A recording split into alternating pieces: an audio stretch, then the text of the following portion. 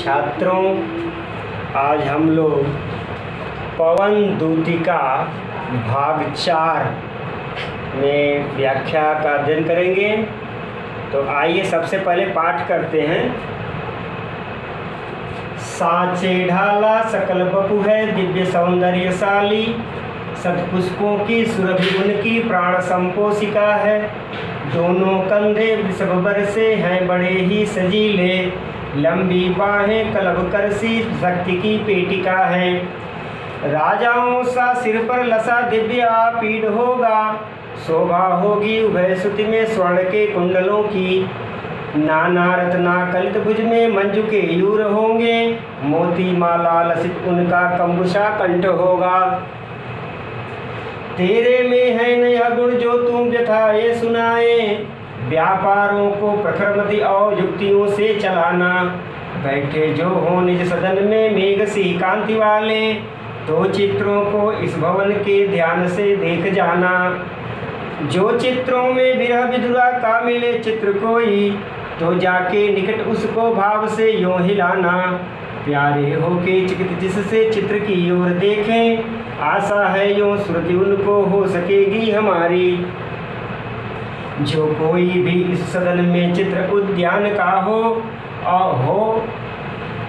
प्राणी विपुल उसमें घूमते बावले से, तो जाके सन्निकट उसके और हिला के उसे भी देवात्मा को सुरति ब्रज के व्याकुलों की कराना।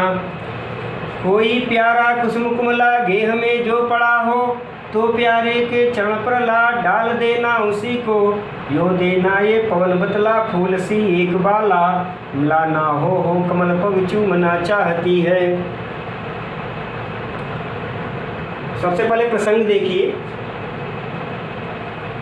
श्रीमती राधिका पवन से अपने प्रिय श्री कृष्ण को संदेश भेजते हुए अपने प्रिय श्री कृष्ण के सौंदर्य का वर्णन करती है। और जब उन्हें एहसास होता है कि पवन के पास मुख तो नहीं है, तो उन्हें युक्त क्रिया व्यापारों के माध्यम से अपने संदेश को श्री कृष्ण तक पहुंचाने के लिए विनती करती हैं। तो आइए कठिन शब्दों को देखें।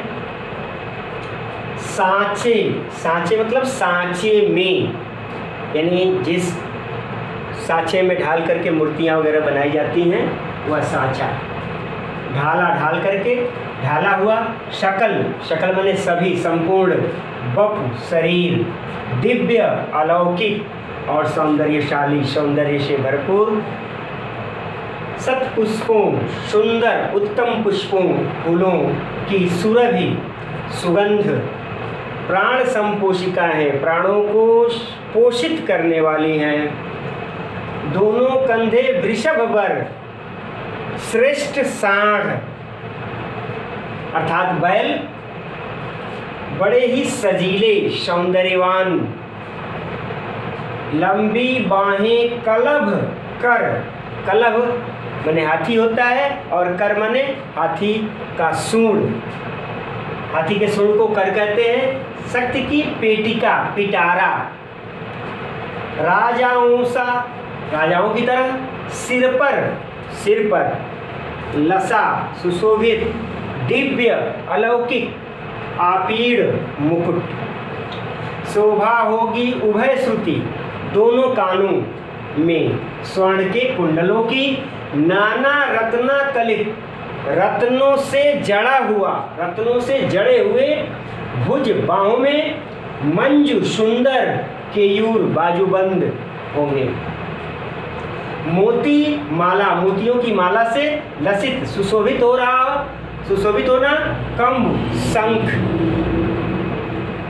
तेरे में है नया गुण जो व्यथाएं, कष्टों को, व्यथा को, व्यापारों को, क्रिया व्यापार को प्रखर मति, तीव्र बुद्धि से और युक्तियों से, उपाय के द्वारा बैठे जो हो निज सदन में, निज सदन अपने घर में, मेघ बादलों सी कांति शोभा वाले तो चित्रों को इस भवन के ध्यान से देख जाना।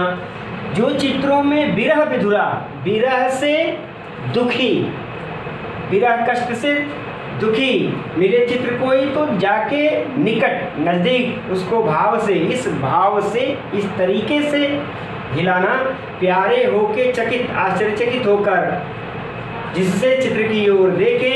आशा है यूं सुरति, सुरति यानी स्मरण, याद हो सकेगी हमारी।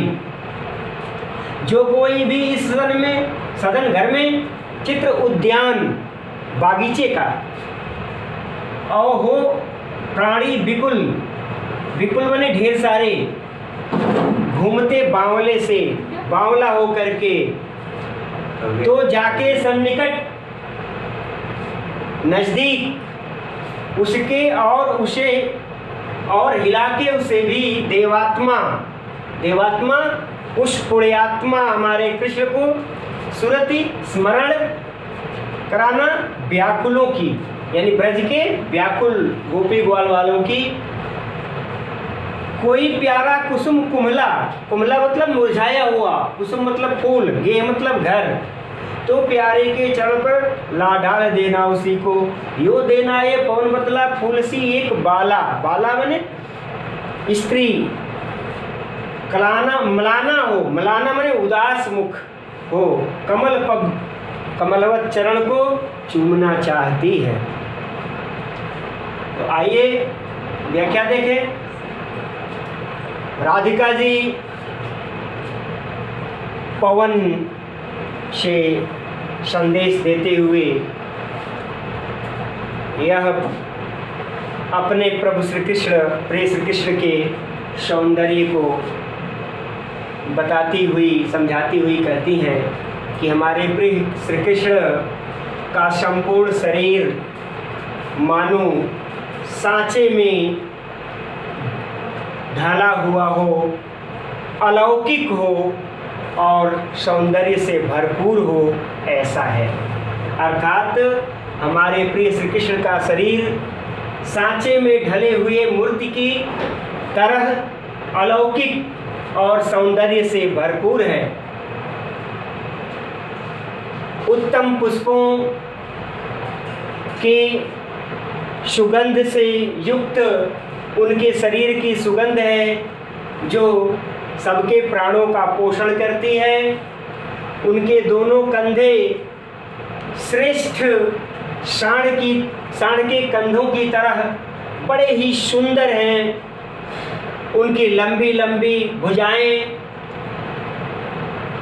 हाथी के सूंड की भांति शक्ति की पिटारी हैं।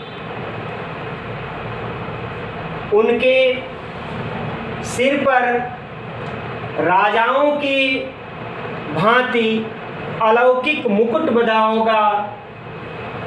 उनके दोनों कानों में सोने के कुंडलों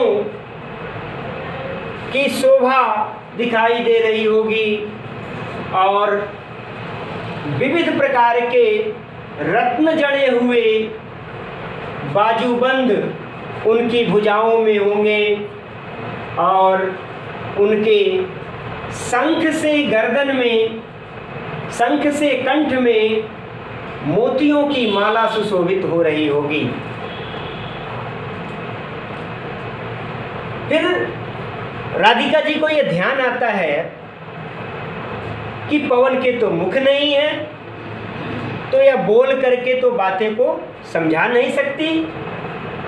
तब पवन को कहती हैं कि हे पवन, तुम्हारे में तो वह गुण नहीं है कि तुम हमारी पीड़ा को कह करके समझा सको। तो एक काम करना कि तुम क्रिया व्यापारों को अपनी तीव्र बुद्धि के साथ और तमाम उपायों के साथ चला करके, क्रिया व्यापारों के द्वारा हमारी सारी व्यथाएं हमारे प्रिय श्री कृष्ण को समझाना। बताती है कैसे? तो जब हमारे प्रिय श्री कृष्ण अपने घर में, हमारे प्रिय श्री कृष्ण जो बादलों की शोभा वाले हैं, अगर अपने घर में बैठे हों तो उस भवन के, उस घर के चित्रों को पूरे ध्यान के साथ तुम देखना, और अगर उन चित्रों में किसी विरह से पीड़ित, विरह दुख से दुखित किसी स्त्री का चित्र दिखाई दे, उसकी तस्वीर दिखाई दे, तो उस तस्वीर के तुम निकट चली जाना और उस चित्र को इस भाव से हिलाना कि हमारे प्रिय श्री कृष्ण आश्चर्यचकित होकर के उस चित्र की तरफ देखने लगे। मुझे आशा ही नहीं, पूरा विश्वास है कि इस प्रकार से उनको हमारी याद, हमारा स्मरण जरूर हो जाएगा।